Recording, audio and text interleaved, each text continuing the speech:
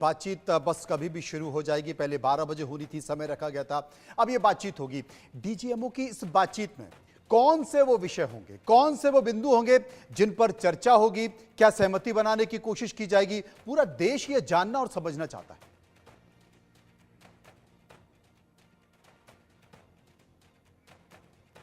Unmute कर सत्यन जी, एक बार unmute कर लीजिए प्लीज।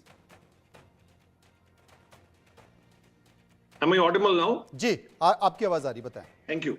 जब भी सीज फायर होता है तो उसके कुछ प्री कंडीशंस होती हैं, और इस केस में आपने देखा एक बड़ा यूनिक तरीके का सीज फायर हुआ, जिसमें कि हम सभी को ये ज्ञात है कि अमेरिका के राष्ट्रपति ने ट्वीट किया और सब मीडिया वालों को पता लग गया, और बाकी उसके बाद जो भी ट्वीट हुई उसके बाद हुई। तो ये आवश्यक है हमारे लिए जानना कि भारत भी अगर सीज फायर के लिए एग्री किया है तो उसके डेफिनेटली कुछ ना कुछ कंडीशंस रही हैं।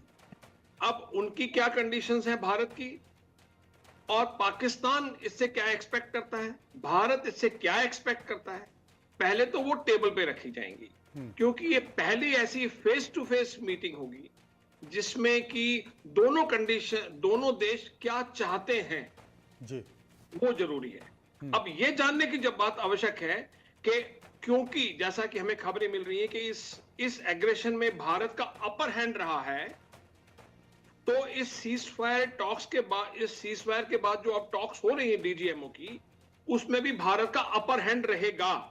ये हमारा परसेप्शन है, लेकिन ऐसा ही होगा मुझे उम्मीद है, क्योंकि गलती पाकिस्तान की तरफ से हुई थी और भारत ने उसको सिर्फ रिटेलिएट किया था, और भारत जो था वो एक अपसाइड था, वो एक उसका हाथ ऊपर था, और उस वक्त जो है वो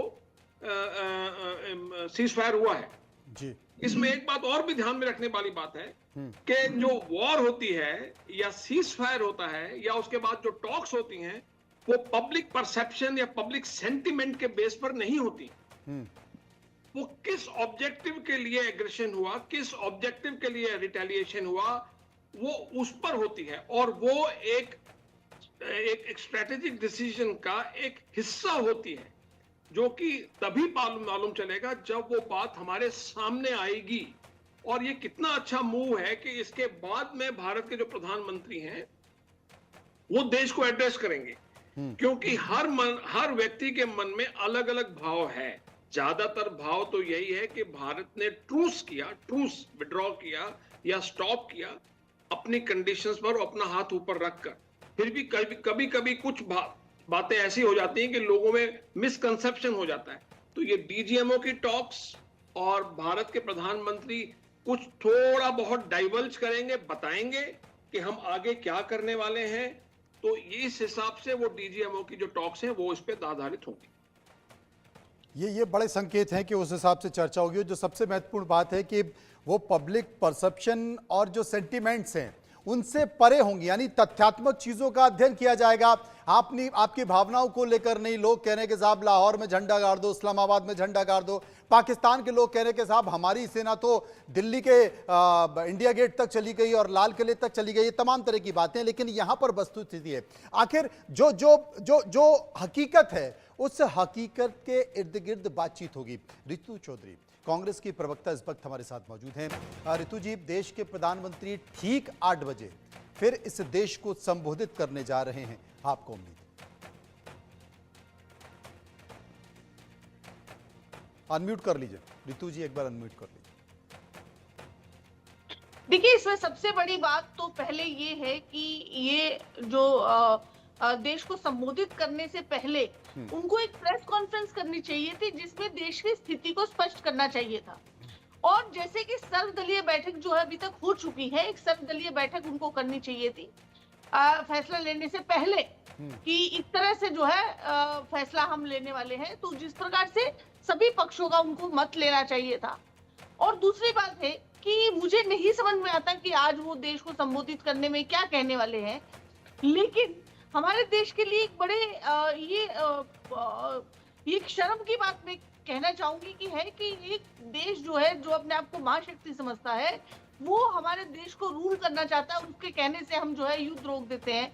ऑपरेशन सिंदूर जो इतना बड़ा हम लेकर चले, हमारी आर्मी जो है बहुत अच्छा कर रही थी, उसके बावजूद जो है किसी बाहरी देश की उसने कहा, और नीतू जी, हमने आपने जो कहा है कि हम ये शर्म की बात है कि आप सेना के शौर्य पर सवाल उठा रही हैं।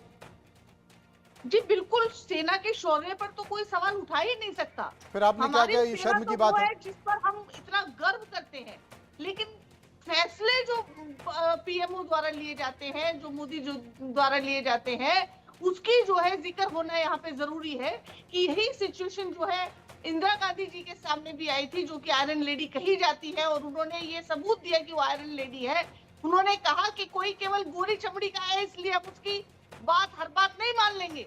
हमारे बीच में, हमारे आंतरिक मामलों में, हमारे बाहरी मामलों में आपको दखल देने का कोई हक नहीं है। ये केवल भारत फैसला करेगा कि वो क्या करना चाहता है। मैं निर्मल जी से सवाल का जानने की कोशिश करूंगा, उनसे पूछूंगा जो सवाल आप उठा रही हैं, लेकिन इस बीच एक बड़ी खबर आ रही है। अपने दर्शकों को बता दें कि एयर मार्शल A.K. भारती का एक बड़ा बयान आया है।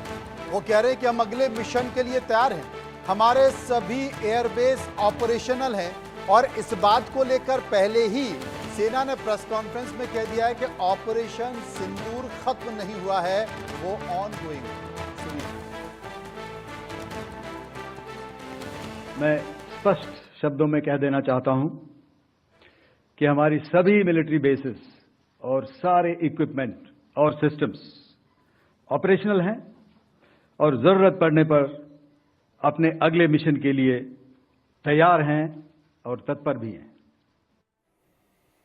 ये तो बात हुई कि भाई अब ऐसा नहीं है कि हमने ऑपरेशन सिंदूर खत्म कर दिया, या अगर सीज फायर हो गया तो सब अपने अपने घर जाओ। भारत की सेनाएं तैयार हैं बॉर्डर पर कि अब अगर आतंकवाद को लेकर कोई भी बड़ी घटना हुई और आतंकवाद का